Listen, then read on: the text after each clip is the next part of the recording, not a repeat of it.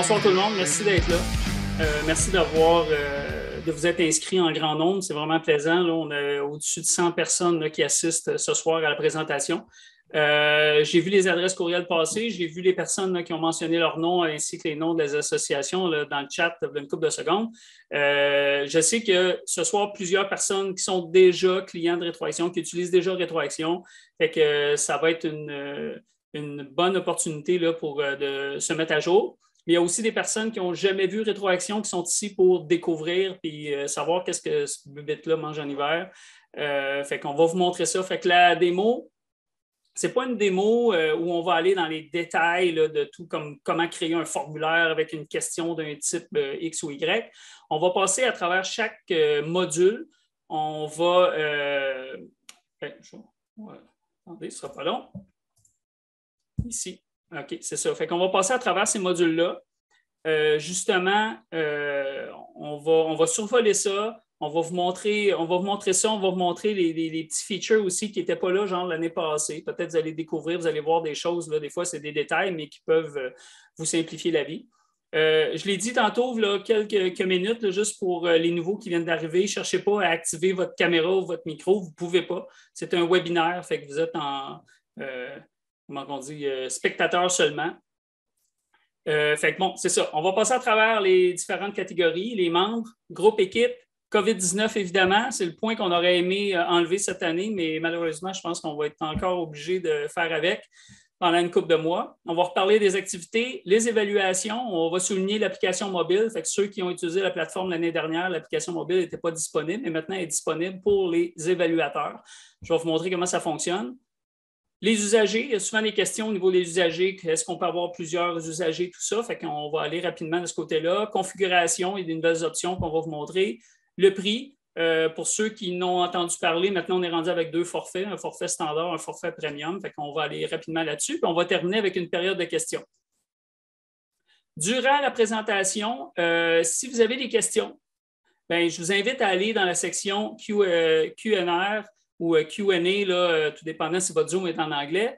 Allez taper vos questions là. Mon collègue Patrick, en passant à moi et Patrick, on est les 2 propriétaires de la compagnie Rétroaction. C'est nous qui travaillons là, sur le projet. Fait que mon collègue Patrick, lui, pendant que moi je vais faire la démo, il va s'occuper du chat. Si vous avez des questions, il peut répondre, il va vous répondre. Puis si jamais c'est possible aussi que moi je vous le démontre live, il va me passer le message, puis je vais pouvoir le faire. Évidemment, on ne pourra pas répondre à toutes les questions de ce genre-là parce qu'on va essayer de faire la démo en 1 heure. Puis ça risque d'être serré. Fait qu'on va essayer de faire ça le plus rapidement possible. La démo est enregistrée. Fait que faites-vous-en pas, s'il y a des bouts qui vont vite, normalement, demain, on va rendre disponible la vidéo. Vous allez pouvoir regarder les bouts là, que vous avez manqués. On va aller directement dans la plateforme. Fait que ça, c'est le tableau de bord. Comme je vous dis, je m'adresse autant à des nouveaux qui n'ont jamais vu la plateforme que des vétérans, mais ce n'est pas grave, on va faire ça vite. Fait qu'ici, ça, c'est le tableau de bord. Fait que vous avez les différents modules, vous avez vos stats de base, ça vous permet de savoir combien de membres d'activité de groupe que vous avez présentement. Première section d'intérêt, c'est les membres. Les membres, regardez, ici, chaque carte représente le dossier d'un joueur que vous avez. Mais si un jeune arrive dans votre association, vous l'évaluez une année, l'année suivante, tout ça, le dossier, lui, il reste le même, mais il va se bonifier avec les résultats d'évaluation que vous avez effectués au fil du temps. Une chose qui est importante, ça s'adresse aux associations de hockey présentement.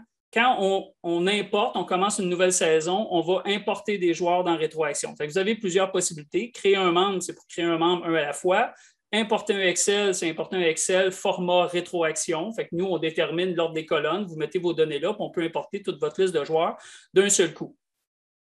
Il y avait importé le rapport des préinscriptions d'HCR. Ça, c'est l'ancien HCR que malheureusement plusieurs aimeraient avoir cette année. Mais là, on a 2 autres. On a importé un Excel Portal ID. Ça, c'est un fichier Excel, XLSX. Présentement, HCR, vous êtes capable d'exporter un fichier CSV, mais vous pouvez le convertir en XLSX, puis après ça, on va l'importer. Puis là, dernièrement, on a ajouté importé un CSV. Fait que présentement, à l'heure où on se parle, vous êtes capable d'exporter de Sportal seulement un CSV. Si ça change, faites-vous-en pas, il y a assez de personnes, d'associations de hockey avec qui je suis en communication. On va ajuster, puis on va créer, mettons, un nouvel importateur Excel si Sportal le rend disponible. Fait que normalement, vous exportez de Sportal, vous venez ici, vous choisissez votre fichier, puis ça va mettre à jour vos joueurs et joueuses. Fait que ici, on a le dossier. À l'intérieur du dossier, pas vraiment de changement depuis l'année dernière. Là, vous avez l'information du joueur, le courriel, date de naissance, l'adresse qu'on peut retrouver ici. Contact, c'est l'information du père, de la mère, les courriels, les téléphones. Les absences, ici, c'est intéressant, c'est quelque chose, je pense, qui n'est pas assez utilisé ou mal compris par souvent les associations. Les absences qu'on voit ici, c'est pour les absences à long terme. Fait qu'imaginez, vous êtes en camp de sélection durant la saison, il y a un jeune qui part en vacances 2 semaines. Bien, on peut aller dans le système, dans son dossier, dire ce jeune-là, il va être absent de telle date à telle date. Fait qu'on informe le système qui va être absent. Fait qu'automatiquement, quand vous allez le mettre dans des activités, parce que ce joueur-là, il fait partie d'un groupe, il y a des pratiques, il y a des games, le système va le savoir, il va le mettre automatiquement absent. Fait que le parent ne sera pas obligé d'aller le dire pour chaque activité quand finalement il est en vacances. Fait qu'on peut faire ça, puis on va savoir, le logo va être vert aussi parce qu'on sait que c'est motivé, on le savait d'avance. Ensuite, bon, la section évaluation, c'est ici que vous allez voir toutes les évaluations au fil du temps de vos athlètes. Progression, c'est qu'on va retrouver des graphiques. Fait que si jamais vous avez, on fait un test technique, on fait des push-ups, mettons des tests hors glace, on va faire des push-ups au début de l'année, à la fin de l'année, au fil du temps, vous allez avoir un graphique qui va se tracer, qui va montrer l'évolution de l'athlète, puis vous allez voir aussi la moyenne du groupe dans lequel il se trouvait à ce moment-là. Les notes, on peut utiliser... Oui? Peux-tu te faire une petite pause? Oui. J'ai quelqu'un qui me demande si l'identifiant unique, est-ce qu'il est lié à HCR? Comment il est déterminé? Bien, l'identifiant unique, nous, on appelle ça dans Rétroaction, l'identifiant unique, c'est le numéro HCR. Fait que quand on importe le fichier, mettons, de HCR, le numéro HCR, c'est ce que vous allez retrouver ici. C'est vraiment ça. Puis heureusement, l'ancien HCR versus le nouveau HCR, ils ont gardé le même numéro. Là, fait que ça, c'est une bonne chose. Fait que l'information se synchronise. Fait que si vous utilisiez Rétroaction l'année dernière, vous avez vos joueurs, puis vous importez le nouveau, c'est le même HCR, on va le trouver, puis on va juste mettre à jour le dossier, mais c'est le même joueur, le dossier existe déjà. Fait que les notes ici, c'est n'importe quelle note que vous voudriez mettre au dossier du joueur, puis vous voulez garder ça dans son dossier. Les documents, ça, c'est nouveau. C'est seulement pour quelqu'un qui a un compte premium, une association qui utilise un premium, mais on est capable maintenant de créer des types de documents. Fait que, par exemple, ça pourrait être peut-être pas ici, mais mettons des plans de pratique là, que l'association aimerait rendre disponibles à tous ses entraîneurs. Bien, on peut créer un type de document, plan de pratique, mettre tout cela. Ou ici, si on avait un formulaire XY à faire remplir par le joueur pour les parents, puis ils doivent nous le remettre, bien, on pourrait venir l'attacher au dossier du joueur. Ensuite, il y a les liens. Les liens, c'est intéressant. Je vais vous en montrer juste un autre ici. Je l'avais déjà créé. Mettons que je prends, que je vais aller, moi juste sélectionner mon Pee-Wee ici, je vais vous montrer rapidement. J'avais mis des liens. OK, regardez ici, Cole Caulfield, il y a un petit lien ici, c'est le petit symbole qu'il y a là. Les liens, ça permet d'établir des liens entre des joueurs de votre association. Vous avez sûrement tous déjà eu une demande du style, le parent arrive à l'aréna et dit, ben voici mon enfant, puis ça, c'est son cousin ou sa cousine, puis on aimerait ça qu'il soit dans la même équipe. On s'entend que dans le double lettre, puis on n'a pas ça, mais dans le simple lettre, dans le MAC, dans le novice, tout ça, c'est des choses qu'on peut faire. Ça rend tout le monde heureux. Les enfants sont heureux, les parents sont heureux.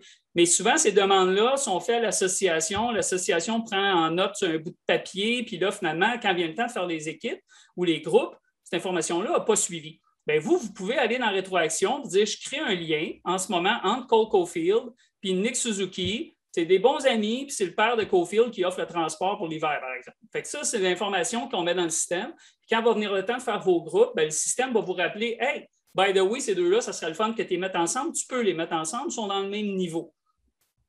On peut créer des liens positifs, comme je pourrais créer un lien, par exemple, avec piquer souvent un lien négatif puis dire les parents se sont battus dans les estrades. Bon, c'est l'exemple que je prends tout le temps. Ça arrive au hockey, malheureusement, qu'il y a des parents qui ne s'entendent pas. Bien, quand on le sait, on n'est pas obligé de remettre les deux petits gars, mettons, dans la même équipe ou les deux petites filles parce qu'on veut éviter des problèmes. Fait qu'on peut prendre des notes comme ça, puis le système, encore une fois, va vous dire bien, ça serait une bonne affaire de ne pas les mettre ensemble. Fait que ça, c'est le dossier d'un joueur. Ensuite, vous avez vu, j'ai filtré sur la catégorie M13 parce que par défaut, on a accès à tout notre bassin. Fait que j'ai 293 joueurs présentement dans mon système. Et si je décide de filtrer puis de voir juste mon Pee-Wee comme je viens de faire, bien, ça va me permettre de voir, ça me dit, pour mes M13, j'ai 40 joueurs présentement. Il faut faire attention, c'est 40 joueurs d'âge Pee-Wee. Ce n'est pas 40 joueurs qui vont nécessairement jouer Pee-Wee si vous faites du surclassement ou du sous-classement. Ça utilise la date de naissance du jeune, puis ça vous dit que ce jeune-là, normalement, est de catégorie Pee-Wee M13 cette saison. Fait que c'est ça que. Mais comme je vous dis, il n'y a rien qui va vous limiter dans le système de prendre un joueur et de le surclasser si vous avez besoin de le faire. Ensuite, une chose qui est très intéressante dans la rétroaction, puis les associations disent que c'est quelque chose que justement qui est très, très utilisé, c'est tout ce qui est communication. Fait que si, par exemple, en début de saison, je reprends toute la liste de mes membres, puis je fais envoyer un message, ça vous permet d'envoyer un message à tout le monde. Quand je dis tout le monde, là, c'est si on a le courriel du papa, du joueur, puis on a le courriel du papa et de la maman, bien, quand on va envoyer un courriel pour ce joueur-là, tout le monde va recevoir le message.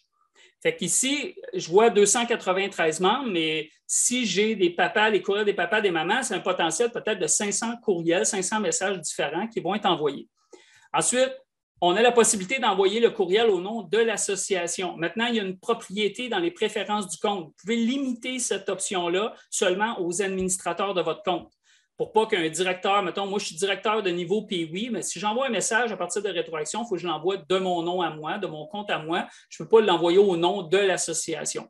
Fait que vous pouvez limiter cette chose-là. Mais si moi, comme directeur M13, quand j'envoie un message, ma signature va apparaître ici, je peux taper mon message, puis je vais l'envoyer à là, présentement, aux 293 membres. Ce qui est nouveau cette année aussi, c'est que si jamais vous allez devoir communiquer aux parents l'URL, l'adresse du calendrier qu'eux autres vont devoir aller pour consulter. Puis on a mis en place aussi un guide, une page qui explique aux parents, voici ce que vous devez connaître pour être capable d'utiliser Rétroaction de votre côté. Les parents n'ont pas grand-chose à faire, mais ce qu'ils veulent, c'est consulter l'horaire puis mettre les présences. Ils vont vouloir dire indiquer la présence ou l'absence de leur enfant. Bien, ici, vous avez des nouveaux boutons. Là, fait que si je clique sur le calendrier, ça va ajouter automatiquement l'URL, le lien pour les parents. Fait que si jamais vous écrivez un courriel et que vous voulez dire aux parents allez à telle place, vous pouvez cliquer là-dessus. Ou encore une fois, en début de saison, ce que vous pouvez faire, si vous voulez envoyer le guide, vous pouvez cliquer sur le petit i. Ça va mettre information sur la gestion des présences à l'aide de la plateforme rétroaction. C'est un lien qui va amener les parents directement sur une page que je vais vous montrer tantôt. Mais comme je vous dis, il y a l'information qu'ils ont besoin de savoir. Fait que c'est des petits shortcuts là, qui vous permettent d'ajouter ça. Ensuite, tous les courriels sont envoyés en BCC, en CCI. Ça veut dire qu'on ne dévoile pas les adresses courriels. Fait que chaque personne va recevoir son courriel, mais on ne dévoile pas la liste des courriels au complet. Puis une chose qui est super intéressante, lorsque vous commencez une saison, vous avez importé tous vos joueurs de Sportal ou de n'importe quel système, bien souvent, les parents ils vont inscrire leur enfant. Ça se peut qu'il y en ait une couple qui vont se tromper dans leur adresse courriel. Fait que ce qu'on invite les gens à faire, c'est qu'après ça, vous pouvez aller dans Paramètres, puis vous rendre dans Historique des courriels. Puis ici, vous allez avoir l'historique de tous les courriels qui sont sortis de la plateforme Rétroaction avec le code de couleur. Fait que si vous envoyez un courriel qui est en noir, ça veut dire qu'on est en train de l'envoyer. S'il est bleu, ça veut dire que nous, on a réussi à livrer le courriel au destinataire. Quand le courriel est vert, c'est que la personne, elle l'a vu ou elle a même cliqué dans le courriel. Mais surtout, quand c'est rouge. Quand c'est rouge, là, ça veut dire que le mail a bouncé, comme on dit. Fait que dans ce temps-là, souvent, à l'œil nu, on voit que l'adresse courriel est invalide. Fait qu'on peut aller corriger le courriel dans le dossier du joueur, puis après ça, on n'aura pas de problème. Mais si un parent qui vous dit « Ah, moi, je ne reçois pas vos courriels », vous pouvez venir ici, vous pouvez cliquer sur « Options », taper le courriel de la personne, puis vous allez voir s'il a reçu les courriels, s'il les a ouverts, etc. Je reviens dans Membre. Une chose qui a changé, c'est le bouton Options. Fait qu'ici, vous avez votre liste, là, mais en tout temps, vous pouvez cliquer sur Options, puis vous pouvez faire des recherches à l'intérieur de vos membres. Fait que vous pouvez chercher par nom, par prénom, première lettre du nom, par numéro HCR ici, les garçons, les filles, date de naissance, etc. Les profils. Je veux juste voir ceux qui ont un profil de joueur, de gardien. Ça peut être utile pour envoyer des courriels, par exemple, à votre coaching staff. Fait que si jamais vous voulez envoyer un courriel à tous vos entraîneurs, je pourrais cocher entraîneur-chef, entraîneur adjoint, suivant. Il va me montrer juste les membres qui ont des rôles comme ça, puis je pourrais envoyer un mail juste à eux. Puis ici, je peux faire plus de filtres aussi. Fait que le statut, montre-moi. Il y en a des fois qui me demandent, Michel, comment je fais pour voir les membres inactifs? Bien, vous allez dans le statut, puis je peux dire, montre-moi tous les membres qui sont inactifs.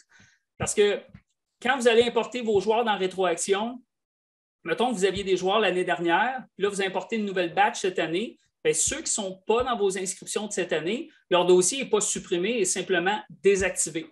Mais on peut toujours retourner pour consulter le dossier de ces joueurs-là, puis leurs statistiques, les évaluations qu'on a faites de ces joueurs-là, c'est conservé dans le système, puis on peut sortir des statistiques à long terme, genre, mettons, si on fait le grand M au hockey chronométré, bien, on pourrait dire, bon, bien, avec tant d'années, en moyenne, les jeunes de 11 ans, c'est ça la moyenne de nos joueurs, les meilleurs font ça en tant de temps.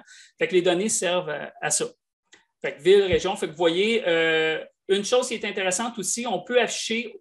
Ça, c'est le mode carte qu'on parle, mais il y en a qui préfèrent utiliser une liste. Je vais juste mettre les membres actifs. Je vais décocher ça juste pour vous montrer. Si je fais appliquer, la liste va s'afficher différemment. Il y en a qui préfèrent travailler avec une liste de ce genre-là au lieu de travailler avec les cartes.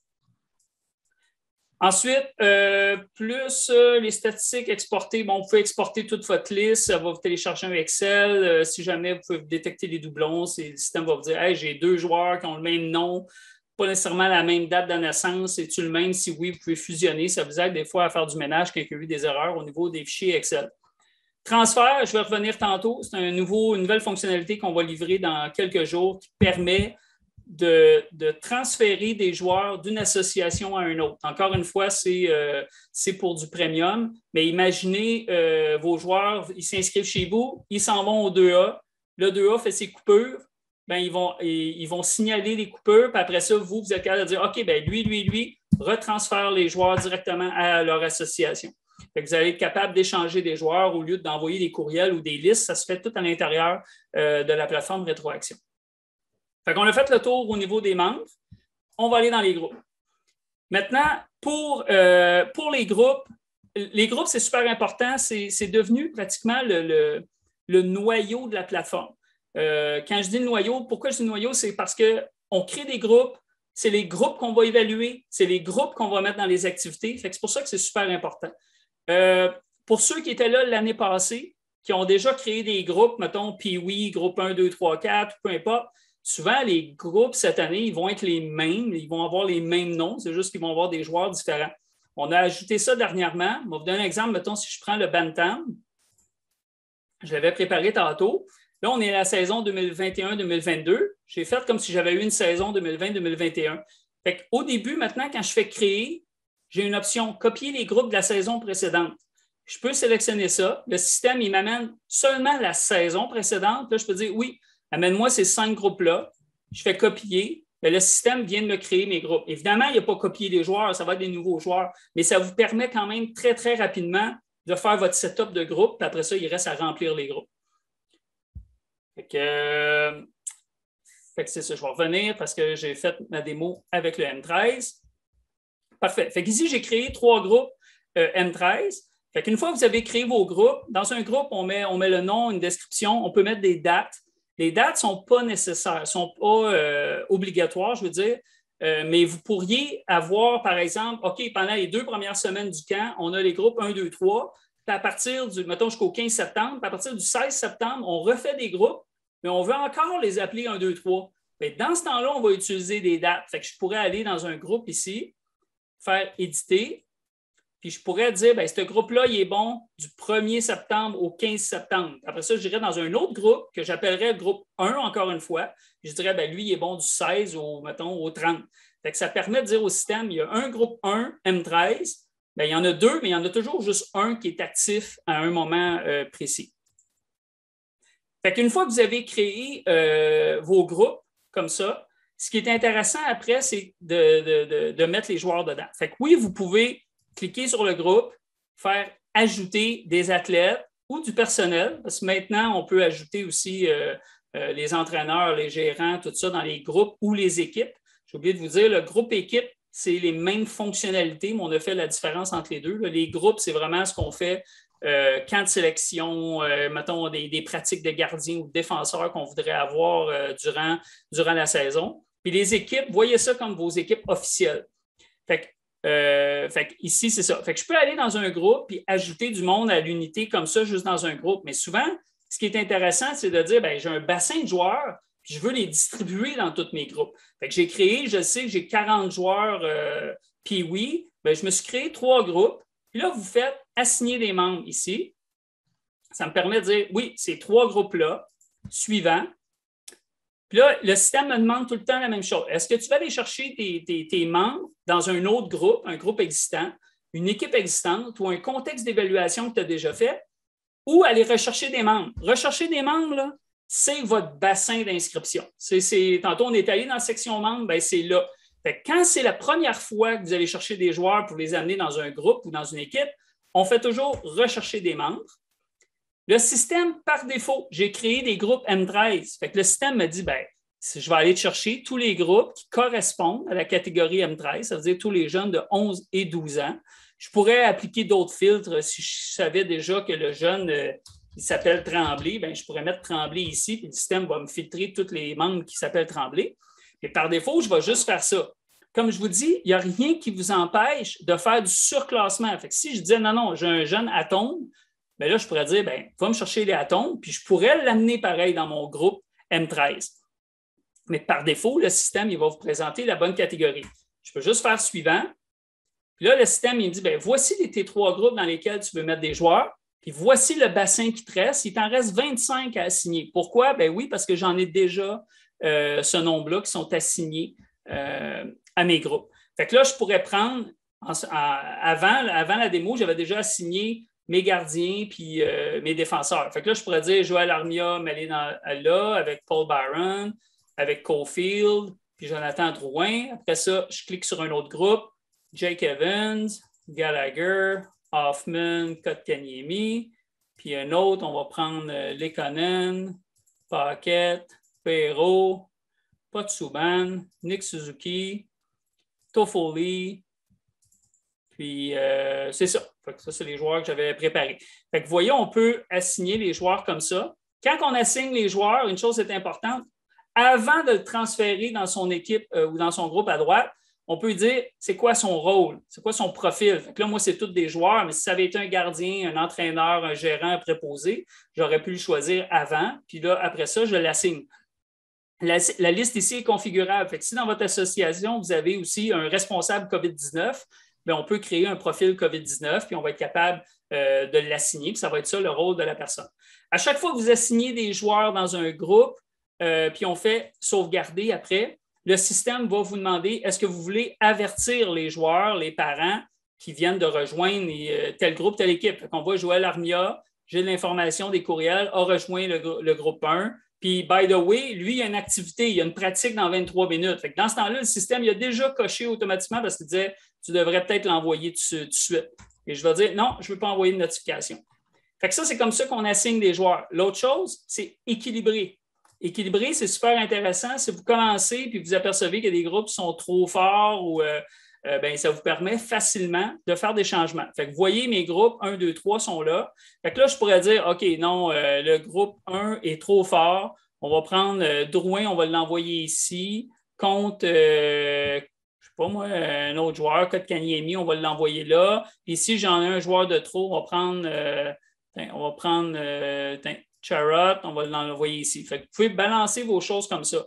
Éventuellement, quand vous allez même évaluer, vous allez pouvoir dire, ben, montre-moi les stats, mettons, du camp. Là, vous voyez, j'ai déjà fait des évaluations un peu, fait que vous voyez le point de chaque joueur, les points qui viennent de s'ajouter, puis en bas, je peux voir que le groupe 1 a 62,5 points en moyenne, 15,63, 18,5 pour le groupe 2. Fait que lui, là, normalement, il y a des joueurs qui sont un peu forts, on le voit à l'œil. Puis ici, 13,9, ça veut dire que c'est le groupe 3 qui serait le plus faible. Mais là, bon, c'est random, là, nos évaluations. mais ça peut vraiment vous donner un coup de main quand vous mettez vos joueurs à la fin des évaluations pour dire « Oh, attends un peu, là, on a une équipe qui est vraiment plus forte que d'autres en fonction des évaluations. » C'est direct comme ça. Fait qu'ici, je peux faire sauvegarder. Les changements ont été faits. Encore une fois, le système a dit hey, attention, tu viens d'échanger tel joueur, Kotkaniemi est passé du groupe 2 au groupe 1. Fait que je pourrais dire envoyer un message. Fait qu'il y a un message qui sera envoyé à ces personnes-là en disant attention, on vient de faire des changements, ça vous concerne, allez consulter l'horaire pour être sûr de ne rien manquer. Fait que ça, c'est les groupes. L'autre chose, une fois que vous avez préparé vos groupes, on entend souvent les associations dire OK, oui, il faut se dépêcher, là, on va publier les groupes. On va rendre les groupes disponibles pour que les parents puissent les consulter parce qu'ils ont tellement hâte de savoir dans quel groupe leur enfant se retrouve. Bien, au lieu, souvent, ce qu'on voit, c'est que les associations vont publier ça soit sur leur Facebook ou vont mettre un Excel ou un PDF sur leur site. Bien, maintenant, vous pouvez arriver et dire plus, faire publier. Là, je pourrais choisir, par exemple, mes 3 groupes ici, puis dire, bon, bien, on a dit aux parents que ça allait être disponible, je ne sais pas moi, dimanche soir à 20h. Fait que je pourrais programmer ça, je fais appliquer. Automatiquement, dimanche soir, 20h, les groupes vont apparaître sur la page que les parents vont visiter où ils vont être capables de retrouver l'horaire. Fait que si on va le faire, je vais vous le montrer. Mettons, si on dit que c'était publié hier à 20h à la place, je fais appliquer. Je peux changer encore une fois, option, me mettre en mode liste. Vous allez voir, il y a de l'information supplémentaire. Je le vois, publication, c'est publié depuis le 17 août à 20h. Si j'ouvre maintenant un nouvel onglet pour vous montrer la page que les parents visitent, normalement, OK, fait qu'ici, on a la page de l'association, on a l'horaire, puis on a la section groupe qui vient de s'ajouter automatiquement. Fait que si le parent clique sur groupe, moi, je me suis mis comme parent de Josh Anderson. Fait que c'est pour ça que Josh Anderson est highlighté. Fait que je vois tout de suite que mon enfant est dans le groupe 1 présentement. Fait que là, les parents peuvent filtrer par catégorie s'il y a plusieurs catégories qui sont affichées. Fait qu'on peut publier rapidement l'information. Fait que si, imaginez, vous, de votre côté, vous allez dans Équilibré, vous prenez un joueur, vous le changez de place, vous faites OK, automatiquement, c'est mis à jour sur le site, puis les parents voient les changements. Fait que ça va pour ça. Pour les groupes, moi, je vais regarder mes notes un petit peu. Ça, c'est beau. Groupe personnel. OK. Une chose que je ne sais pas si ça avait été vraiment utilisé l'année dernière, en tout cas, mais maintenant, dans les groupes, on peut mettre des athlètes, mais on peut mettre aussi du personnel. Fait qu'on peut mettre entraîneur, entraîneur adjoint, gérant, responsable COVID. Vous pouvez mettre du personnel comme ça. Ce que ça fait, c'est qu'ensuite, je pourrais arriver et cliquer directement, mettons, sur le lien du personnel, puis je peux donner des permissions. Fait que je peux arriver et dire, bien, Dominique Ducharme, là, tu as le droit de consulter ton groupe. Tu peux même le gérer. Gérer, ça veut dire que tu peux ajouter ou enlever des joueurs dedans. Peut-être que ça, je pourrais dire non, moi, comme association, moi, il permettre de le voir, mais je ne veux pas qu'il fasse de changement de joueur. Je vais lui permettre de prendre les présences de son groupe. Puis il pourrait même gérer ses activités. Ça veut dire que s'il y a un changement de pratique ou chose, bien, je vais lui donner accès, il va pouvoir aller modifier les activités. Si je fais sauvegarder, il y a un mail qui est envoyé à Dominique Ducharme, puis lui, quand il va se connecter, eh bien, il va être capable d'accéder à son groupe. Ce qui est intéressant, c'est que quand on donne accès à un entraîneur ou à un gérant à son groupe, bien, lui, il peut venir ici après, puis faire envoyer un message, puis communiquer avec ses joueurs, communiquer avec son staff en tout temps. Fait que c'est un peu ce que d'autres systèmes font des fois de gestion d'équipe, gestion de présence. Bien, dans Rétroaction, vous l'avez pas mal maintenant. Fait que vous êtes capable de gérer à la fois, de donner accès à votre personnel. Fait que Dominique Ducharme, lui, a juste accès à son équipe, l'équipe 1 seulement. Fait que, ensuite, on peut voir les activités qui concernent ce groupe-là, les activités à venir. On peut voir le nombre de personnes qui ont confirmé en temps réel. Fait qu'il y a ça. Ensuite, plus dupliquer, ça c'est bon. Vous pouvez assigner les membres, exporter, vous pouvez exporter un groupe, éditer les propriétés des joueurs, supprimer. Vous avez toujours les rapports de présence. Si vous voulez savoir, mettons, OK, mes joueurs pendant tel mois, bien, vous pouvez sortir des rapports pour savoir qui était présent aux pratiques, aux matchs, tout ça. Vous allez avoir ces détails-là. Puis, il y a la demande de transfert. Demander un transfert, c'est ce que j'ai dit, j'allais parler tantôt. Je vais en glisser un mot tout de suite. C'est un feature qui est en développement, mais il va vous donner une idée. Si vous avez un compte premium, si vous êtes avec un réseau, Fait qu'un réseau, par exemple, pourrait regrouper l'association, la structure ou l'association élite, le double lettre, puis vous avez les associations simple lettre en dessous. Mais ils peuvent tous fonctionner ensemble, ce monde-là, à l'intérieur d'un réseau. Fait qu'imaginez, j'ai mes joueurs au double lettre, puis là, je dis, bon, ben moi, j'ai des coupures à faire. J'ai fait des évaluations. Bien là, je peux dire, moi, mes coupeurs, je veux faire des transferts. Mes transferts, c'est que je libère des joueurs. Fait que je libère des joueurs de mon association pour les envoyer vers une autre association. Ça se fait dans les deux sens. Ça pourrait être au début l'association de la simple lettre qui dit, ben moi, je libère tel joueur, je les envoie au camp double lettre.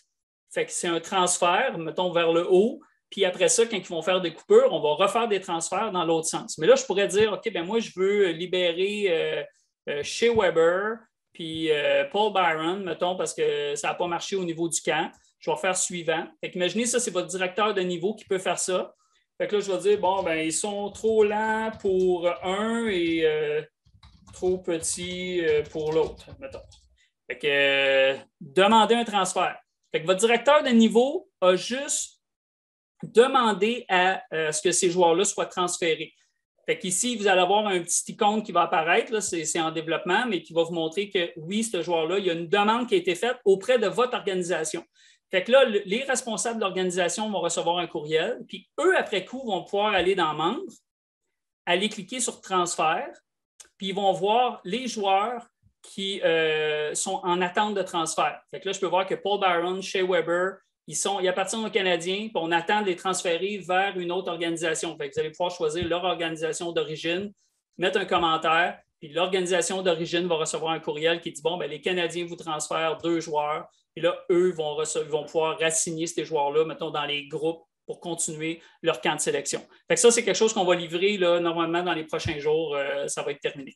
Je voulais juste donner une idée là, que ça pouvait fonctionner. Fait que d'association à association, il y a déjà des réseaux qui existent, là, qui sont mis en place dans la province. Fait que ça, c'est correct. Ensuite, sélectionner, équilibrer, c'est beau, publication. Parfait. Fait que là, on est rendu, malheureusement, au point COVID-19. Pas le point le plus fun, le point, comme je vous disais, que j'aurais aimé éviter, puis vous aussi. Mais en gros, tout ce qu'on avait l'année dernière fonctionne encore cette année. Puis quand on parle de l'année dernière, malheureusement, ça n'a pas duré longtemps. Mais bon, on va aller dans paramètres. Fait qu'une nouvelle association qui n'a jamais utilisé rétroaction, voici comment ça fonctionne. Moi, je suis administrateur, je m'en vais dans préférences de mon compte. On va faire éditer pour le moment, c'est plus facile à voir. J'ai une section formulaire. COVID-19. Ça me demande quel formulaire je veux utiliser. Le formulaire, c'est le formulaire d'auto-évaluation que le parent ou le joueur doit remplir avant de se présenter à l'aréna. Fait que la façon que ça marche, c'est que on veut que les joueurs arrivent à l'aréna et que l'information du formulaire d'auto-évaluation soit déjà remplie. Pour pas que ce soit vos bénévoles qui soient obligés de faire ça. La raison est simple, les bénévoles, ils en ont assez à faire. Fait que normalement, eux, leur tâche, c'est de regarder l'activité puis de voir toute l'information qui est déjà rentrée. Puis s'il y a des joueurs qui ne l'ont pas fait, bien là, ils peuvent intervenir et dire « Hey, toi, tu ne peux pas rentrer parce que tu n'as pas rempli ton formulaire d'auto-évaluation, etc. » Je sais que plusieurs associations m'ont dit que l'année dernière, il avait été assez sévère, du style « C'est votre tâche. Nous, on est déjà très occupés comme bénévoles. C'est votre tâche d'aller dire que votre enfant va être présent puis de remplir le formulaire d'auto-évaluation. » Puis les commentaires que j'ai eus, bien oui, il y a des petits bumps les premiers jours, les parents s'ajustent, mais après ça roule super bien. Fait que vous choisissez votre formulaire-là. L'activation, ça veut dire que là, en ce moment, c'est 12 heures, vous pouvez l'ajuster. C'est 12 heures avant le début de l'activité. Fait qu'il y a une pratique, une game. Bien, la game est dans les 12 heures qui vont précéder. C'est là que le parent va pouvoir aller remplir le formulaire d'auto-évaluation. Pourquoi? Bien, c'est parce qu'on ne veut pas qu'un parent dise « Oui, mon enfant va être présent mercredi prochain, puis je vais tout de suite dire qu'il ne fait pas de fièvre. » Non. Oui, merci de nous dire. Vous pouvez dire qu'il va être présent mercredi prochain dans une semaine, mais vous allez devoir revenir 12 heures avant le début pour là remplir votre formulaire d'auto-évaluation. Par défaut, avant, on mettait 4, mais il y a plusieurs associations qui le mettent à 12 heures. Pourquoi? Bien, pour laisser plus de temps quand que les tout-petits se lèvent, ils ont des pratiques tôt le matin, bien, le parent, il est déjà très occupé le matin pour préparer tout ça. Fait que on lui donne des associations données 12 heures, fait que le parent peut remplir ça la veille, le matin, il part, bien il est correct. Ensuite, notification COVID-19, ça, on l'active, Ça, en gros, c'est que nous, 1 heure avant le début de l'activité, on va vérifier si le parent a rempli le formulaire d'auto-évaluation COVID-19. Si ce n'est pas fait, on va lui envoyer un courriel pour dire « Hey, tu as une activité tantôt, clique ici, viens remplir ton information COVID-19 avant d'arriver. » Fait que ça, c'est la prise des présences des joueurs et du personnel. Parce que si vous mettez dans votre groupe votre entraîneur, l'assistant-entraîneur, eux aussi font partie du groupe, eux aussi vont devoir remplir le questionnaire COVID-19 avant d'embarquer sur la glace. Ensuite, on a le code QR. Bon, le code QR, l'année passée, n'a pas très servi, étant donné qu'il n'y avait pas de parents dans les arénas, tout ça. Mais pour ceux qui ne savent pas c'est quoi, le code QR, c'est que vous pouvez, je vais aller ici dans les paramètres, dans les lieux. Quand vous définissez la liste des arénas, les gymnases, n'importe quoi, là, les stades que vous visitez, mettons le Centre Bell ici que j'ai mis, on génère un code QR par lieu. Quand on clique sur le code QR, c'est une page que vous pouvez imprimer. Vous pouvez coller à l'entrée de l'aréna ou votre bénévole peut l'avoir sur un pad à l'entrée si jamais il y a juste c'est sévère et ils doivent absolument passer par là. Mais le parent, bon, je pense que tout le monde connaît le code QR en ce moment, là, mais le parent prend son téléphone, scanne le code QR. Quand il va scanner le code QR, ce que ça lui demande? Ça lui demande son nom, puis ça lui demande une information de contact, soit un courriel ou téléphone. Fait que si jamais les autorités en place, la santé publique vous disent, bon, ben nous, on veut savoir, il y a eu une éclosion, on veut savoir tous ceux qui étaient à l'aréna, telle date, vous allez être capable d'aller dans Rétroaction, faire exporter, puis vous allez avoir un rapport que vous allez pouvoir leur donner en l'espace de quelques secondes. Ensuite, il y a moyen, il y a des options aussi dans l'écran qu'on était tantôt. On peut demander à la personne de nous donner le nom du joueur qu'elle accompagne. On peut même lui demander à l'heure à laquelle elle pense quitter l'aréna. Parce qu'on sait que déjà, de demander au monde de scanner quand ils rentrent, c'est une chose, mais quand ils partent, c'est assez compliqué. Là. Fait que, on ne pense pas que le monde va le faire. Mais on peut leur demander quand est-ce qu'ils vont quitter. Fait qu'on est capable, nous, de calculer en temps réel. Bon, ben, by the way, en ce moment, tu étais 45 personnes là, qui devraient être dans l'aréna si jamais on a une limite là, à appliquer. Fait que c'est comme ça que ça fonctionne pour les codes QR. Fait que pendant que je suis dans les lieux, je vais ouvrir une parenthèse ici.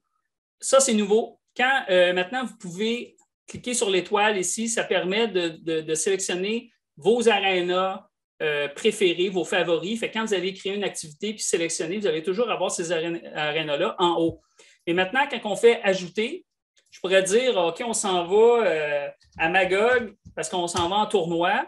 Bien là, maintenant, on a créé une liste d'arénas. On n'a peut-être pas tous les arénas de la province, mais je pense qu'on en a pas mal. Fait que là, on est capable de sélectionner l'aréna puis de l'ajouter. Fait que là, vous avez ajouté l'aréna de Magog dans vos arénas. Ce n'est pas dans vos favoris, mais vous allez être capable de créer des activités puis référer cette aréna-là. Puis sinon, bien, vous pouvez faire ajouter. Puis si je tape un aréna que je ne connais pas du tout, bien, je peux dire je veux en créer une pour mes Canadiens à moi. Puis là, je pourrais créer l'aréna avec le lien. Puis vous allez être capable d'ajouter l'aréna ou genre le gymnase de telle école que vous envoyez vos joueurs là, ou joueuses faire des entraînements hors classe. On est capable de créer tous les lieux que vous avez besoin. Fait que c'est bon, notification, code QR, c'est correct. OK, il y en a qui m'ont demandé dernièrement, justement, Michel, est-ce que vous avez pensé faire quelque chose pour peut-être le passeport vaccinal qui s'en vient? La réponse, c'est qu'on n'a rien fait parce qu'on se dit que ce n'est pas quelque chose qui va se demander à chaque jour. Normalement, c'est es-tu vacciné ou tu n'es pas vacciné? C'est un peu ça. Fait que ce qu'on a répété ou ce qu'on propose, c'est qu'on peut aller dans les propriétés d'un membre. Si je voulais être capable de savoir dans Rétroaction qui est vacciné ou pas, bien, je peux venir créer une propriété du type vacciné ou qui a son passeport, que je pourrais, après ça, c'est une propriété qui s'ajoute au dossier du joueur, puis après ça, je serais capable d'aller dans chaque joueur, dire oui ou non, puis filtrer là-dessus. Fait que, étant donné que c'est quelque chose qu'on va faire comme une fois, c'est pas quelque chose de redondant, là, on pense qu'on a les outils pour être capable de le faire, mais on n'a pas fait de nouveaux développements dans ce sens-là. As-tu oublié des choses, Patrick? Ou ça roule? Non, ça roule. Il me reste une dernière question. J'ai quelqu'un qui demandait. Il y en a beaucoup qui me parlent là, des expéditions des courriels. Il y en a qui me disent que ça tombe dans les courriels. Je ne sais pas si tu peux aller voir un historique juste pour expliquer ce qu'ils voient comme info, à savoir si le monde reçoit ou non les courriels. OK. Ouais, c'est touché d'aller dans un compte. Attendez un peu. Je vais aller prendre mon compte à moi.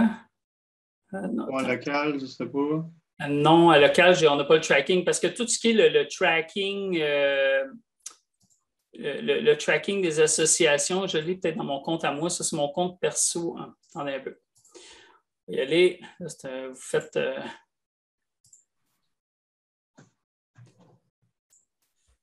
Attendez un peu. Dessus, soccer, tous les domaines. Bon, j'ai mon compte, je vais aller comme admin.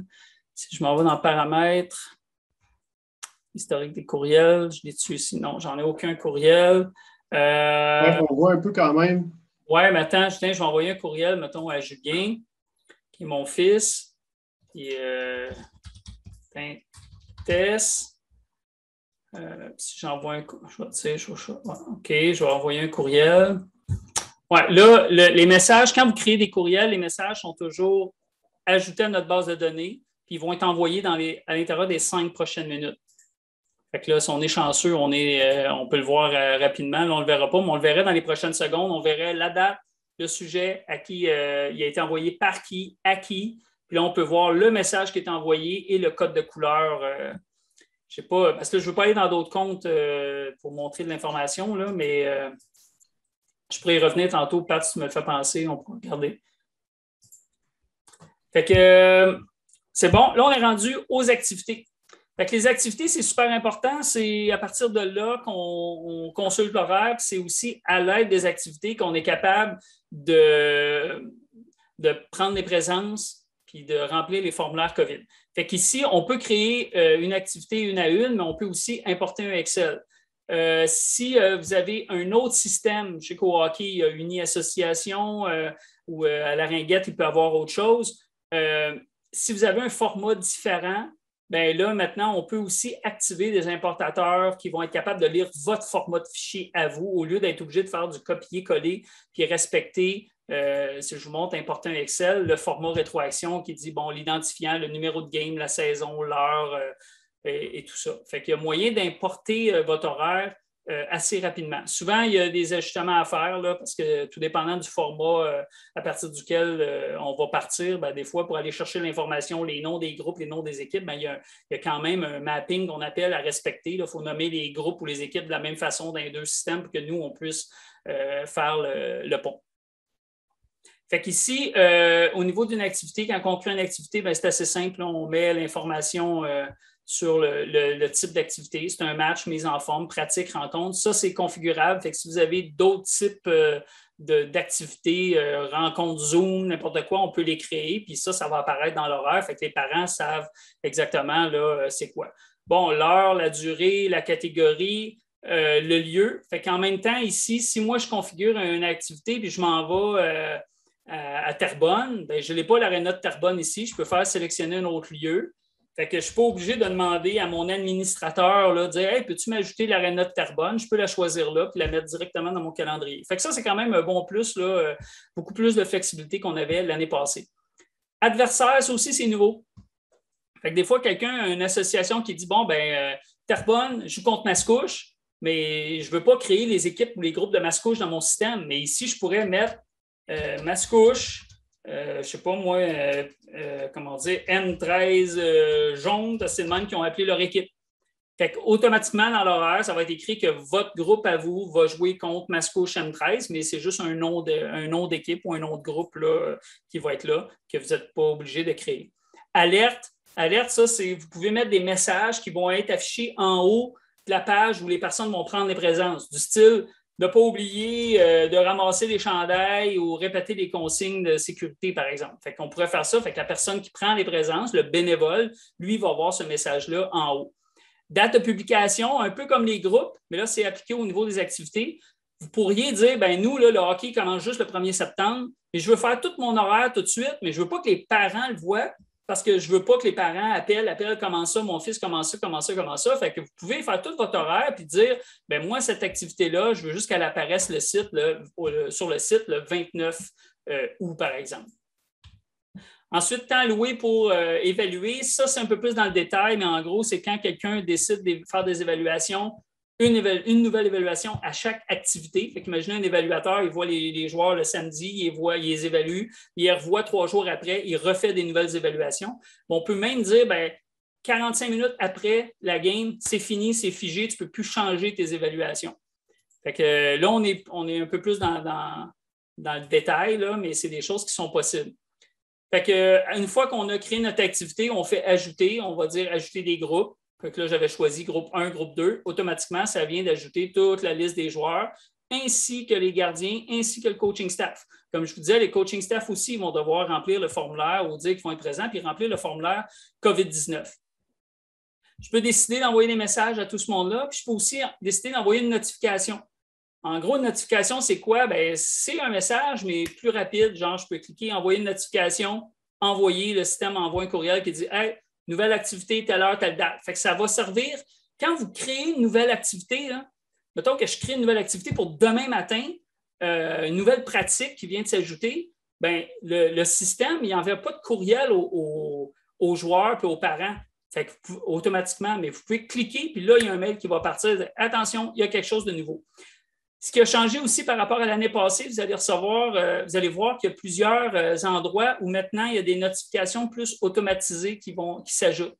Fait que si, par exemple, je fais importer un Excel, je peux cocher l'option envoyer automatiquement un message à tout le monde qui est concerné. Fait que si vous importez, par exemple, l'horaire de la prochaine semaine, vous pouvez cocher là, il y a un mail qui va être envoyé à tous les joueurs, tous les parents concernés par ces nouvelles activités-là. Ils vont recevoir un message qui dit « Il y a du nouveau pour vous, ça vous concerne, allez voir l'horaire. » pour ne rien manquer.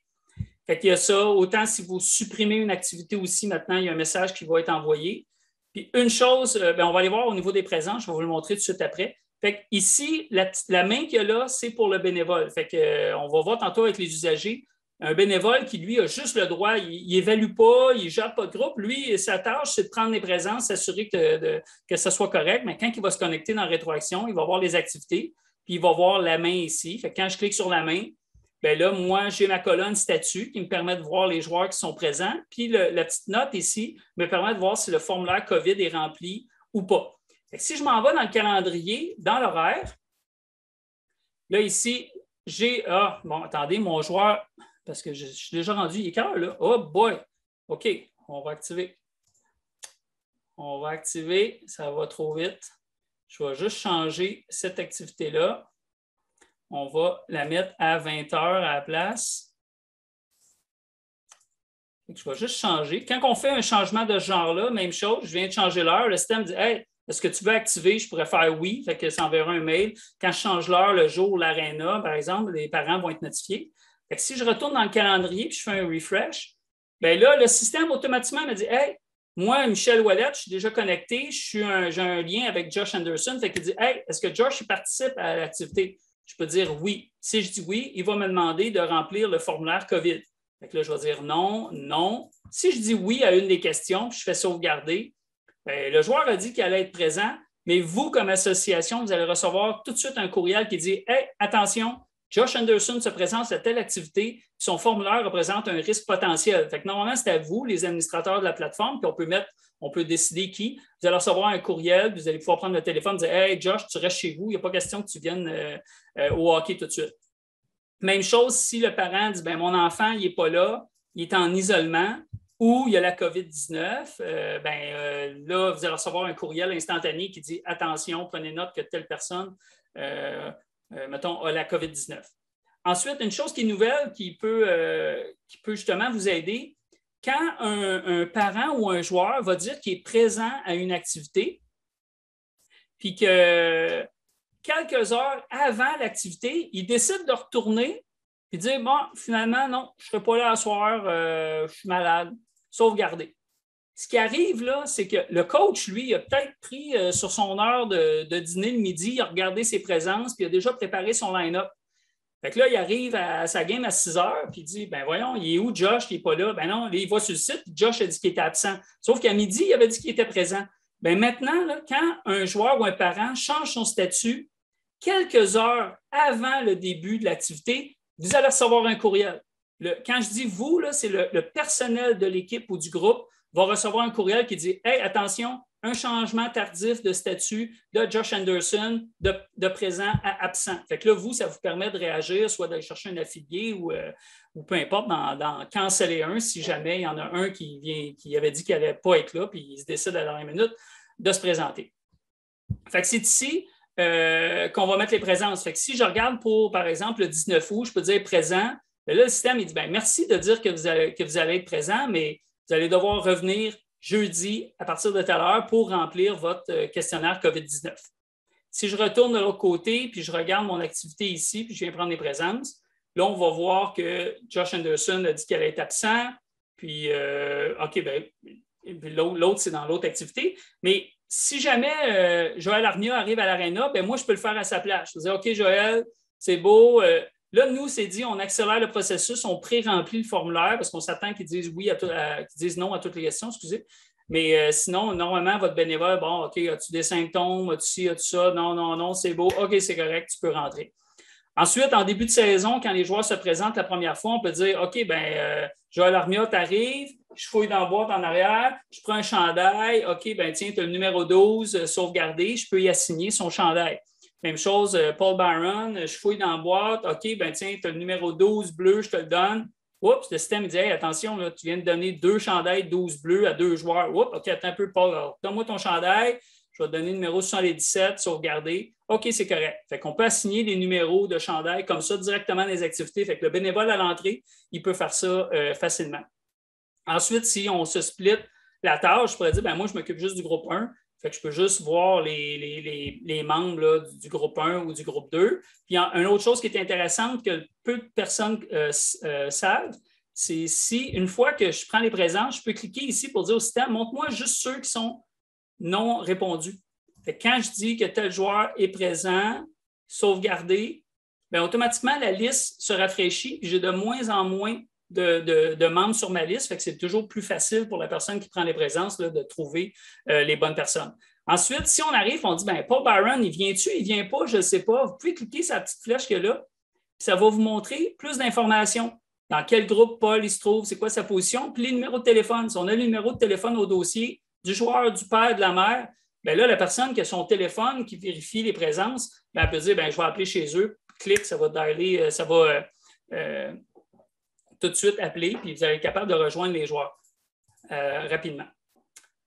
Fait que c'est bon pour les activités. OK, fait que c'est correct. On va tomber dans les évaluations. Les évaluations, j'en ai créé quelques-unes. Ce qu'on appelle, dans la section évaluation, on appelle ça des contextes d'évaluation. Un contexte d'évaluation, pourquoi?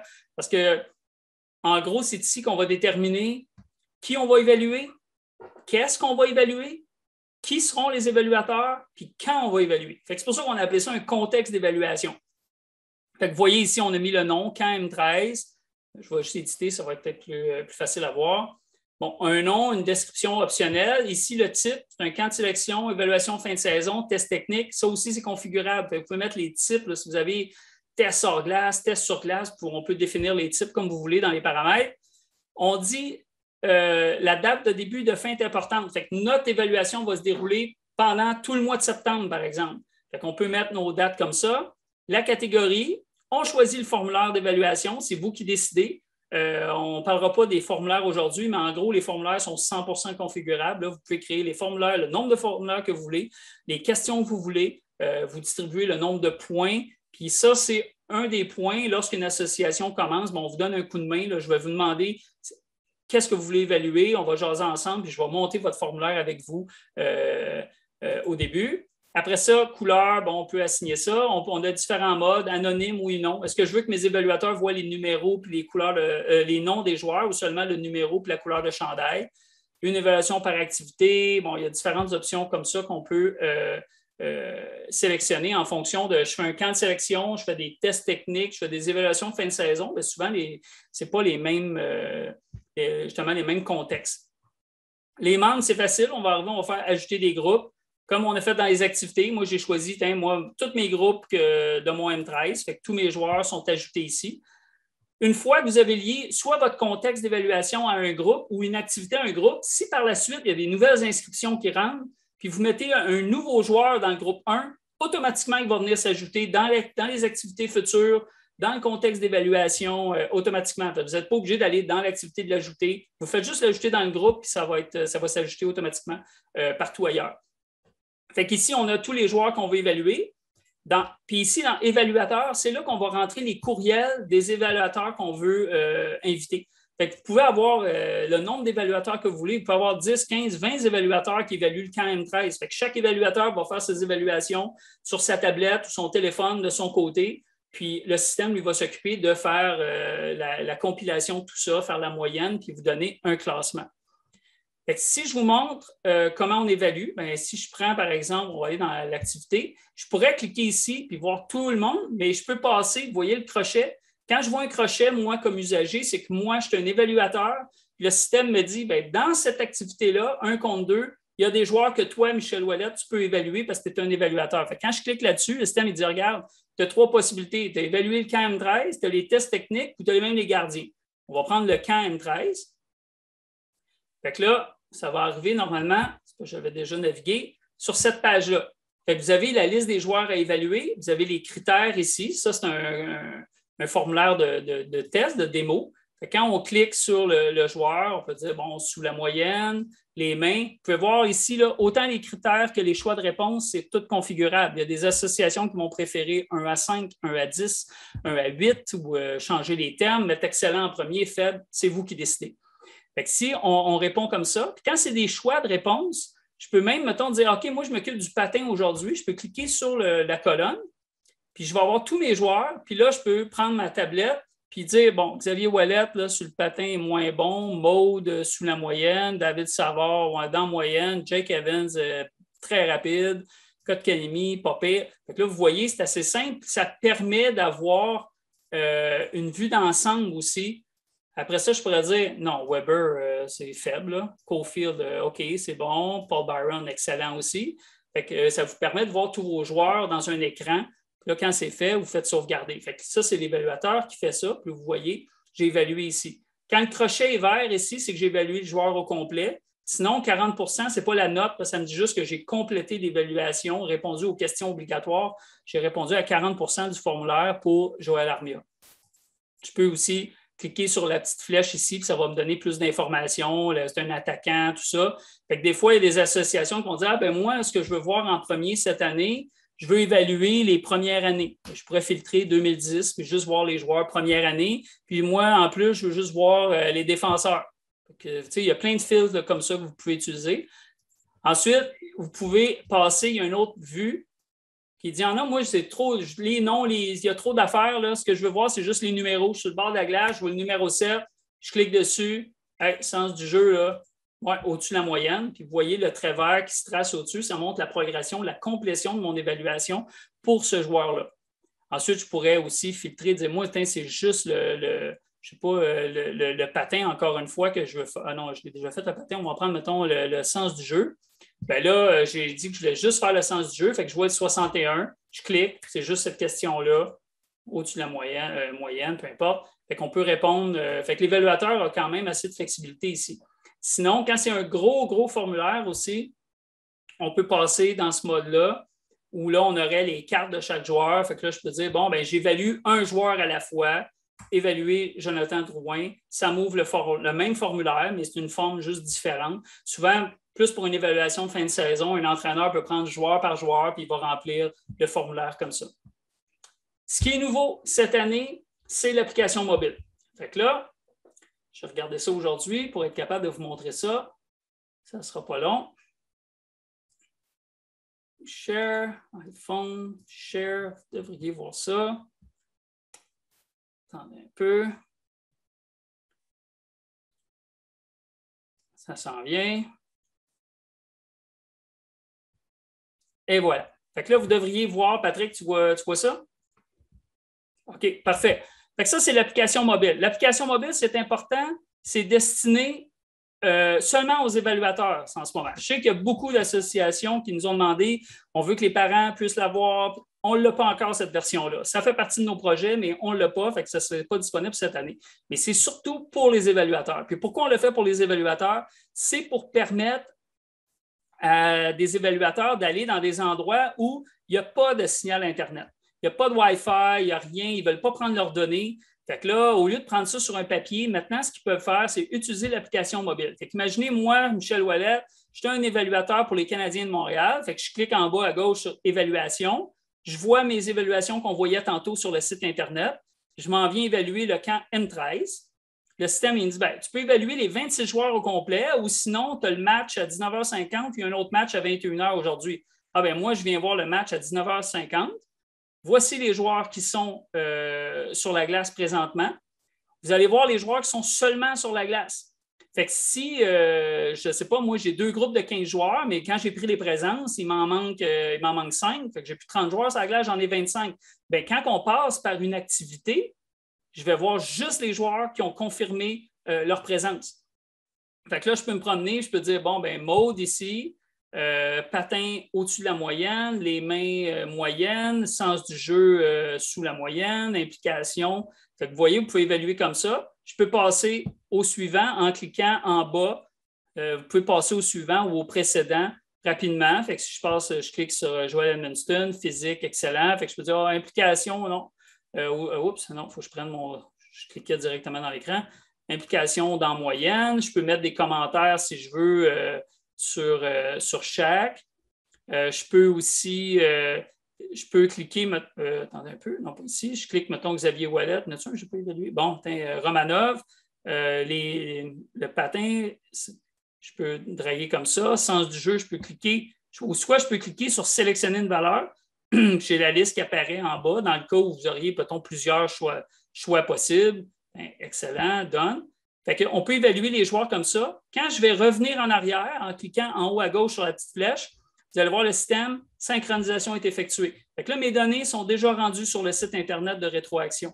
Fait que si je retourne, par exemple, ici, là, non, vous ne le voyez pas, vous voyez l'application mobile, je vous montrerai tantôt qu'on va revenir. Ça peut être ça. Sinon, si je vous montre juste un autre cas, les tests techniques, puis je décide d'évaluer la même chose, vous voyez toujours l'application mobile? Pat, tu vois l'application mobile encore? OK. Fait que si jamais, mettons, j'évalue Joel Edmundston, attendez un peu, j'ai des filtres, j'avais appliqué des filtres en haut, je vais dire non, moi, c'est tout sélectionné. Parce qu'encore une fois, quelqu'un pourrait dire, ben, moi, je suis à la glace, puis je m'occupe juste des cibles. Ben, je sélectionne le critère cible et je vais juste évaluer ça. Fait que là, si je prends Joel Edmundston, je peux faire le grand M, démarrer. Fait que je peux le chronométrer directement sur mon téléphone comme ça, arrêter. Il y a un petit plus à droite, je peux cliquer, je te donne une autre chance, vous avez 2 tests. Fait que je peux enregistrer ces 2 chronos, puis en bas, c'est écrit le plus petit résultat sera utilisé. C'est le même qu'on a configuré le formulaire. Fait que redressement assis, même chose, il en a fait 54. Il y a un autre essai, bien, la deuxième fois, il en a fait 46. Fait que la valeur doit être en 0 et 60. Le plus grand résultat sera conservé. Fait que là, aussitôt, quand je reviens en arrière, la synchronisation est faite. Si jamais je coupais mes données, je coupais mon Wi-Fi, le système va vous afficher un message en rouge qui dit « Vous êtes présentement hors ligne ». Ça va vous prendre un signal Internet à un moment donné pour qu'on soit capable de synchroniser les données. Fait que vous voyez, c'est à ça que ça sert. Vous pouvez filtrer ici, dire ben, moi, j'aime mieux voir les joueurs ordonnés par numéro ou je veux les joueurs ordonnés par couleur. Ou ici, je veux filtrer. Moi, ce que je veux évaluer, c'est seulement les défenseurs. Seulement les défenseurs, par exemple. Puis de tel âge, de telle année ou les bleus. Fait que là, ici, je vais voir juste les défenseurs. Vous voyez que l'évaluateur, il peut configurer son application puis travailler vraiment juste sur ce qu'il veut à chaque fois.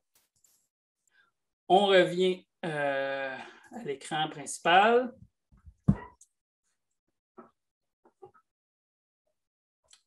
Survenu. C'est-tu beau, Pat? Vois-tu l'écran? Je suis de retour? Oui, OK, c'est beau. Bon, fait qu'ici, si je rafraîchis mon écran, bien là, les évaluations que j'ai faites sur mon téléphone, bien, automatiquement, les données sont synchronisées ici. Fait qu'une fois que vous avez fait des évaluations, que les évaluateurs ont fait leur travail, bien, vous, comme directeur d'un niveau, comme administrateur, vous pouvez venir consulter ce qu'on appelle le classement. Fait que le classement, il ressemble à ça. Fait que vous avez la liste des joueurs, vous avez ici le nombre d'évaluateurs. Fait que si vous avez 5-6 évaluateurs qui ont fait les évaluations, vous allez avoir le nombre ici. Fait que je peux voir que Xavier Ouellet a été évalué 2 fois. Je peux même cliquer ici, puis je peux voir que Patrick Turgeon l'a évalué au complet, Michel Ouellet l'a évalué à 40 %. Ils ont fait chacun une évaluation du joueur. Voici les notes qui ont été données. Puis fait que ça donne pour Xavier Ouellet, la moyenne est ici en bas.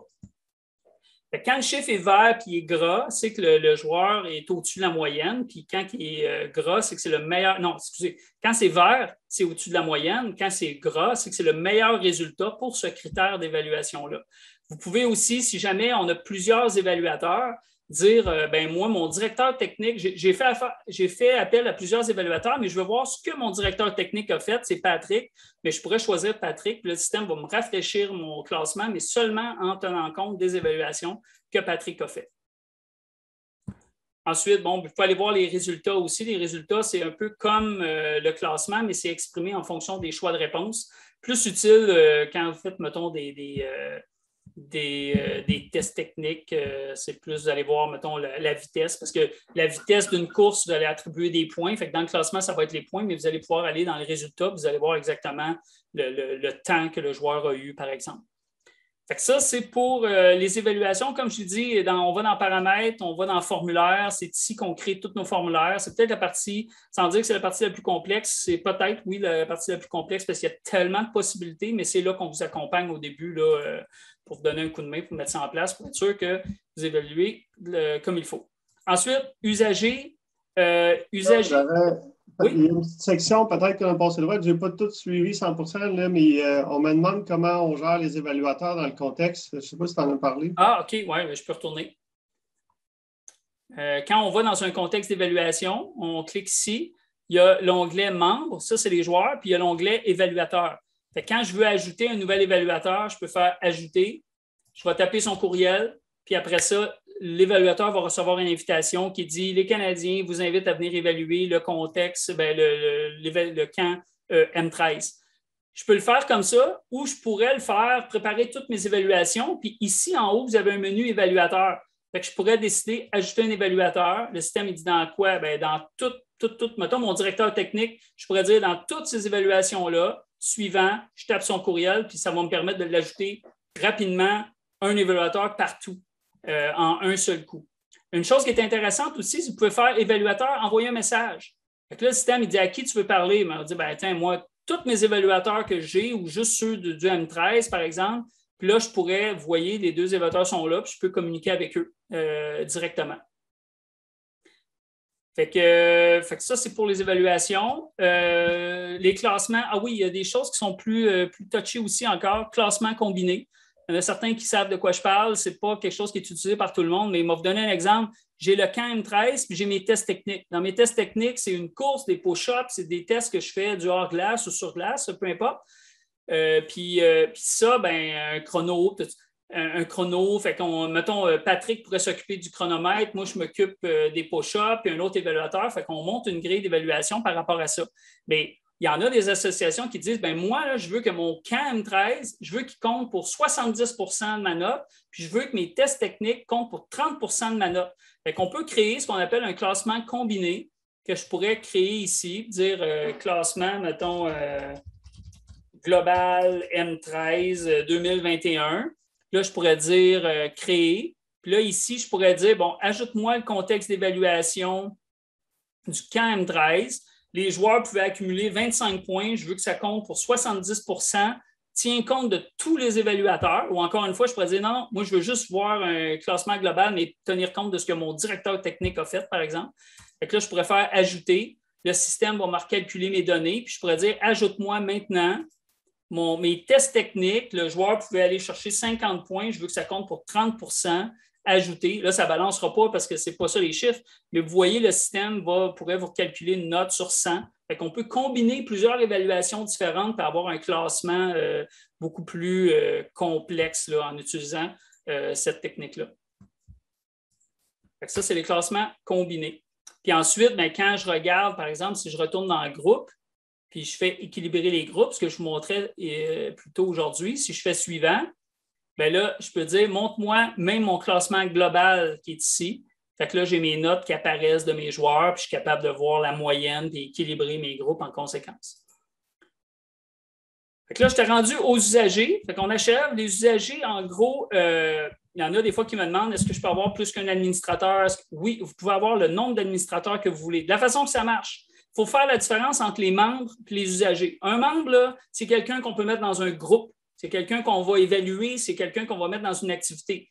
Les usagers, c'est ceux qui ont accès à la plateforme, qui vont travailler avec la plateforme, puis même les parents, éventuellement, peuvent être des usagers. Les parents, maintenant, vont se créer un compte, puis ils vont être capables de voir l'horaire de leur enfant.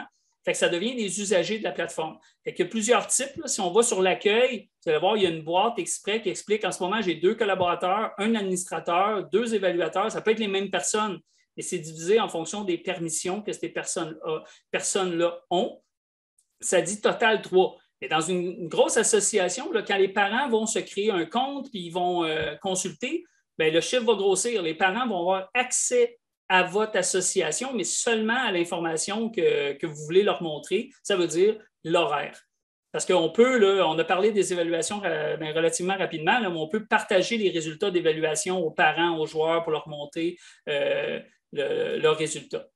Fait que les usagers, comment on ajoute un usager? On fait ajouter un usager, on va taper le courriel. Fait que, mettons, je vais taper mon courriel ici. Après ça, je vais faire ajouter. Le système, OK, j'existais déjà, fait qu'il a dit, ben oui, je le connais, cette personne-là. S'il n'existe pas, il va vous demander, OK, êtes-vous sûr, le courriel est bon? Vous allez faire confirmer. Il va créer l'usager comme ça. Ensuite, ce qu'il faut faire, c'est donner des permissions. Comment on donne des permissions? On peut donner des permissions pour toutes les saisons. Toutes les saisons, là, c'est un administrateur. Fait que si j'ai un administrateur, le président de l'association ou le registraire là, qui, lui, doit avoir accès à tout, bien, on va dire toutes les saisons, puis on va lui dire, tu as le droit de consulter les dossiers des membres, administrer les paramètres de l'organisation, ça veut dire voir le lien paramètres à gauche, en bas, puis permettre de les modifier. Puis je peux dire toutes les permissions de collaboration. Vous laissez le petit crochet coché là, vous faites ajouter. La personne va recevoir un courriel l'invitant à dire, bon, les Canadiens vous invitent à venir collaborer. Cependant, si j'ai quelqu'un, mettons, c'est mon directeur M13, juste pour cette année, ce que vous allez faire pour une saison, une catégorie. Puis là, je pourrais dire, moi, je te donne accès juste à la catégorie M13, puis je te permets juste de consulter les groupes, puis de gérer les groupes, mettons, prendre les présences. That's it. Vous pouvez y aller avec des permissions à l'unité comme ça. Fait que ça limite beaucoup ce que la personne, l'usager, va pouvoir faire. Puis si c'est quelqu'un que je veux juste inviter à prendre les présences pendant une fin de semaine, je pourrais le faire en disant, toi, là, tu vas pouvoir prendre les présences de vendredi à dimanche. Ajouter. Fait que la personne va se créer un compte, elle va pouvoir prendre les présences, mais à partir de lundi, c'est fini, elle ne peut plus rien faire. Fait que vous pouvez être vraiment précis au niveau de vos permissions. Ensuite, on a pas mal fini. Ça avance trop vite à mon goût. Paramètres, rapidement, les préférences. Propriété d'un membre, c'est quand on a le dossier d'un joueur, vous pouvez rajouter d'autres propriétés, comme j'ai dit tantôt, mettons, vacciné ou pas, on pourrait créer ça, ou quelle organisation, c'est quoi son ancienne catégorie, des choses comme ça qu'on peut ajouter. Profil, c'est joueur, gardien, tout ça, on peut créer les profils qu'on veut. Fait que ça, c'est quand on met quelqu'un dans un groupe, c'est quoi son étiquette qu'on met sur son casque un peu. Là, c'est un joueur, c'est un gardien, c'est un préposé à l'équipement. Les catégories, c'est configurable. Vous pouvez définir vos catégories ici si jamais ça ne correspond pas à vos besoins, à ce que vous avez présentement. Les couleurs, c'est les couleurs de chandail qu'on va définir. Les lieux, on en a parlé. Les types d'évaluation, les formulaires. Vous voyez qu'il y a pas mal de choses. Il y a les programmes de développement qu'on n'a pas jasé. Ça, c'est quelque chose de complètement nouveau qui va s'adresser à des associations, peut-être moins au hockey, mais en gros, par exemple, je vais vous donner le meilleur exemple au patin de vitesse. Le patin de vitesse, ils ont des programmes genre pingouins. Les jeunes commencent, ils sont pingouins. Après ça, ils changent de niveau. Fait que c'est un peu comme à la natation. Tu es tortue, c'est ça. On fait des formulaires d'évaluation. Les évaluateurs peuvent évaluer, puis le jeune progresse au niveau de son programme de développement. C'est configurable. Fait que vous pourriez en avoir un, par exemple, pour le MAG 1, pour le MAG 2, puis avoir des checks, puis garder des évaluations sur les joueurs pour voir où chaque joueur est rendu. Ça, c'est ce qu'on appelle les programmes de développement. Les types de documents, on en a parlé tantôt. Si vous voulez avoir des documents, c'est ici qu'on va définir les types. Là, on a des plans de pratique, on a différents types comme ça. C'est vous qui les créez, ça permet de classer vos documents. Fait que j'ai fait le tour de ça. Si je reviens, on va finir ça vite, là, ça va trop vite à mon goût, mais bon. Au niveau des prix maintenant, le prix est calculé en fonction du nombre de membres évalués ou impliqués dans les activités. Fait qu'à partir du moment où vous avez quelqu'un dans une activité qui va prendre sa présence, qui va remplir le formulaire, ce membre-là qu'on appelle devient payant. C'est bon pour 12 mois. Puis là, le prix dépend du forfait que vous utilisez, soit le standard ou le premium. Puis ensuite, bon, un prix plancher existe pour 100 membres et moins parce que, bon, on va quand même, nous autres, vous aider à mettre ça en place, créer les formulaires avec vous, tout ça. Fait qu'il y a un prix minimum. Pour savoir combien ça coûte, vous pouvez retourner dans le compte ici, dans Facture, puis vous avez le calculateur de prix. Fait qu'ici, par exemple, si on met une association de 250 joueurs, une plus petite association standard, c'est 648. Et vous pouvez dire, bon, premium, combien ça me coûterait? Bien, au lieu de 648, c'est 777. Et comme je disais, le premium, ça arrive avec les documents, ça arrive avec les transferts, ça arrive à d'autres choses. Peut-être que vous n'avez pas de besoin, mais le premium va arriver avec des features, des fonctionnalités qui vont être plus complexes souvent. Fait que c'est comme ça que vous pouvez voir, là, ça donne l'accès au réseau, puis il y a d'autres choses comme ça. Fait que si vous voulez comparer, vous pouvez cliquer sur le lien ici, puis ça va vous amener sur une page. Ça, c'est de l'information qui est accessible directement sur le site. Là, quand vous allez dans le prix, vous l'avez. Fait que vous pouvez voir qu'est-ce qui est inclus dans chacun des différents forfaits. Réseau, transfert, bon, je regarde juste ma liste, partage des formulaires d'évaluation globale. Fait que je pense que c'est correct. OK, quelque chose qui est nouveau aussi, puis qu'on va continuer d'améliorer, en tout cas de bonifier. Quand vous cliquez sur le petit point d'interrogation, il y a tutoriel puis les facts qui sont ici. Fait que je vous invite des fois, quand vous avez des questions, là, je suis en démo. Oubliez ça, il y en a juste 3. Là. Je suis dans l'environnement de démo, mais en production, l'environnement officiel, il y a plus d'entrées. C'est la même chose au niveau maintenant des tutoriels. Souvent, je dis au monde, allez voir sur notre chaîne YouTube. Mais là, maintenant, on réfère les vidéos ici, les vidéos intéressantes comme ceux pour la COVID, si vous voulez avoir plus d'informations ou comment consulter l'horaire, comment un parent peut mettre la photo de son enfant directement au lieu que ce soit vous qui importiez la photo dans chaque dossier, importer des membres. Fait qu'ici, je vous invite à visiter. Là, si jamais vous avez des questions, cliquez sur le petit point d'interrogation, tutoriel, puis en espérant que vous trouviez une réponse dans ce coin-là. J'ai déjà dépassé mon temps. Fait que Patrick, s'il y en a qui ont des questions, on vous écoute. Pat, as-tu des choses pour ouvrir le chat? Non, j'ai une question qui vient juste de rentrer, mais non, je pense que ça fait un tour de roue. Moi, je n'ai rien vraiment ajouté. J'ai quelqu'un qui dit, on n'a pas parlé des bulletins, mais je pense que le sport-études, ce n'est pas encore rendu là, mais c'est quelque chose qui pourrait arriver éventuellement. Ouais, c'est ça, je veux dire, au niveau de rétroaction, on a travaillé beaucoup avec Baseball Québec l'été dernier, puis ils ont mis en place, eux autres, le rétroaction dans tous les sports-études de la province. Fait que tous les sports-études évaluent les joueurs de la même façon, puis on est capable de générer un super beau bulletin, un beau PDF bien rempli aux couleurs de Baseball Québec qui permet à tous les parents de la province de consulter le même rapport d'évaluation. Puis avec ça, ils sont capables de sortir des moyennes provinciales, étant donné que tous les sports-études font les mêmes tests. Fait que ça sort du cadre un peu ici là, de l'association de hockey, mais c'est des choses qu'on a mis en place, qu'on n'a pas vraiment discuté ici parce que c'était moins, c'est ça, un petit peu moins, d'après moi, utile pour vous. Mais c'est des choses qui sont possibles. Quand l'enregistrement sera disponible, normalement, demain, on va télécharger ça, on va mettre ça sur notre chaîne YouTube, puis on va l'ajouter dans la section tutoriel que je viens de vous montrer. On va l'ajouter en haut. Fait que, c'est à peu près ça. Allez-y, si vous avez d'autres questions. Moi, j'ai chaud, en tout cas. Il fait chaud ici. Fait que vous pouvez me féliciter parce que habituellement, je prends 2 heures pour faire ça. Là, Patrick me disait, grouille-toi, il ne reste pas grand temps. Mais bon, j'espère que ça vous a plu parce que, comme je disais tantôt, avant de commencer, c'est une démo qui, je sais qu'il y avait plusieurs personnes qui connaissent déjà la plateforme Rétroaction, puis il y en a qui découvrent la plateforme Rétroaction. Fait qu'essayez de couvrir tous les modules, aller assez dans le détail, mais pas trop. Il y a des choses que vous n'avez pas vues, il y a des choses que vous allez découvrir si vous commencez à utiliser la plateforme. J'espère que ceux qui l'utilisaient déjà, vous avez quand même appris des petites choses. J'ai essayé de vous montrer des petits trucs à gauche, à droite. Il y a peut-être des choses que vous ne saviez pas. Là. On a quand même travaillé pas mal, nous autres, durant la pandémie pour améliorer et ajouter des modules. Fait que moi, ça fait le tour. Je ne sais pas si Patrick, toi, tu as quelque chose à ajouter. Merci à tout le monde. En tout cas, je vois ça passer sur le chat. Merci d'avoir été là pendant quand même presque 1h30. C'est apprécié. Nous autres, on l'apprécie. On apprécie de faire la démonstration. On aime ça quand le monde embarque aussi. Puis j'ai vu que ça a beaucoup interagi. C'est le fun aussi dans ce temps-là. Fait que super. Ouais, super. Fait que oui, là, je vois le monde, il demande présentation. Oui, ce que je vais faire, c'est qu'elle va être publiée sur notre YouTube, puis je vais envoyer aussi, comme je fais quand j'envoie des communications dans Rétroaction là, à tous les contacts. Pour ceux qui ne le savent pas, là, ça, je vais vous le montrer parce que ça peut être intéressant en début de saison comme ça. Là.